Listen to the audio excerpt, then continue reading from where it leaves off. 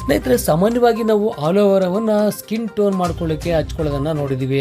ಆದರೆ ಇಲ್ಲಿ ಆಲೋವೆರಾನಲ್ಲಿ ಜ್ಯೂಸ್ ಮಾಡಿ ಕೊಡ್ತಾರೆ. ಏನಪ್ಪ ಇದು ಜ್ಯೂಸು, ಎಲ್ಲಿ ಸಿಗುತ್ತೆ ಅಂತೀರಾ? ಮೊನ್ನೆ ರಾಯಚೂರಿಗೆ ನಮ್ಮ ಸ್ನೇಹಿತರು ಮದುವೆಗೆ ಅಂತ ಹೋಗಿದ್ವಿ. ಹೋಗಿ ಮದುವೆ ಮುಗಿಸ್ಕೊಂಡು ಬರ್ತಾ ಇರಬೇಕಾದ್ರೆ ರಸ್ತೆ ಬದಿನಲ್ಲಿ ತಳ್ಳು ಬಂಡಿಯ ತುಂಬ ಆಲೋವೆರಾನ ಇಟ್ಕೊಂಡು ಜ್ಯೂಸನ್ನು ಮಿಕ್ಸ್ ಮಾಡಿ ಕೊಡ್ತಾಯಿದ್ರು. ಅರೆ ಏನಪ್ಪ ಇದು, ನೋಡೇ ಬಿಡೋಣ ಅಂತ ಹತ್ತಿರ ಹೋಗಿ ನಾವು ಕೂಡ ಒಂದು ಜ್ಯೂಸನ್ನು ಆರ್ಡ್ರ್ ಮಾಡಿದ್ವಿ. 60 ರೂಪಾಯಿಗೆ ಪ್ಲೇನ್ ಜ್ಯೂಸು, 70 ರೂಪಾಯಿಗೆ ಸ್ವೀಟ್ ಜ್ಯೂಸು, ಹಾಗೆ 200 ರೂಪಾಯಿಗೆ 1 ಲೀಟ್ರ್ ಅಂತ ಬೋರ್ಡ್ ಹಾಕಿದ್ರು.